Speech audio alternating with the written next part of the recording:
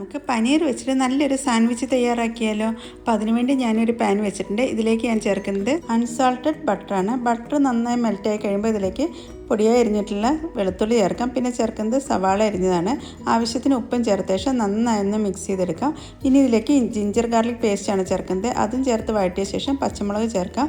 അതും ചേർത്ത ശേഷം പിന്നെ നമ്മൾ ചേർക്കുന്നത് പൊടിയായി അരിഞ്ഞിട്ടുള്ള തക്കാളിയാണ്. അതും ചേർത്ത് നന്നായി ഒന്ന് വഴറ്റിയെടുക്കാം. തക്കാളി പെട്ടെന്ന് വെന്ത് കിട്ടുന്നതിന് വേണ്ടി അടച്ചു വെച്ച് വേവിക്കാം. അങ്ങനെ തക്കാളിയൊക്കെ വെന്ത് ഉടഞ്ഞ ശേഷം പിന്നെ നമ്മൾ ഇതിലേക്ക് ചേർക്കുന്നത് പൊടികളാണ്. ആദ്യം ചേർക്കുന്നത് മഞ്ഞൾപ്പൊടിയാണ്. പിന്നെ ഇതിലേക്ക് കാശ്മീരി ചില്ലി പൗഡർ ചേർക്കാം. പിന്നെ ചേർക്കുന്നത് പെരിഞ്ജീരകപ്പൊടിയാണ്. പിന്നെ ഒരു 1/4 ടീസ്പൂൺ ജീരകപ്പൊടിയും അതുപോലെ തന്നെ ഗരം മസാലയാണ് ചേർക്കുന്നത്. അങ്ങനെ പൊടികളെല്ലാം ചേർത്ത ശേഷം നന്നായി ഒന്ന് വഴറ്റിയെടുക്കാം. ഇനി നമ്മൾ ഇതിലേക്ക് ചേർക്കുന്നത് പൊടിയായി അരിഞ്ഞു വെച്ചിട്ടുള്ള ക്യാപ്സിക്കാണ്. അതിനുശേഷം ഗ്രേറ്റ് ചെയ്ത് വെച്ചിട്ടുള്ള പനീറും ചേർത്ത് നന്നായി ഒന്ന് മിക്സ് ചെയ്തെടുക്കാം. അങ്ങനെ പനീറൊക്കെ നന്നായി മിക്സായി കഴിയുമ്പോൾ പിന്നെ നമ്മളിതിലേക്ക് ചേർക്കുന്നത് പൊടിയായി അരിഞ്ഞിട്ടുള്ള മല്ലിയിലയാണ്. അങ്ങനെ നമ്മുടെ ഫില്ലിംഗ് ഒക്കെ റെഡി ആയിട്ടുണ്ട്. ഇനി നമുക്ക് ബ്രെഡ് ഒന്ന് ടോസ്റ്റ് ചെയ്തെടുക്കാം. ബ്രെഡിൻ്റെ ഒരു വശം മാത്രമാണ് ടോസ്റ്റ് ചെയ്തെടുക്കുന്നത്. അതിനുശേഷം അങ്ങനെ ടോസ്റ്റ് ചെയ്ത ഭാഗത്താണ് ബട്ടർ ഒന്ന് സ്പ്രെഡ് ചെയ്യുന്നത്. അതിനുശേഷം ഫില്ലിംഗ് ആണ് വെക്കുന്നത്.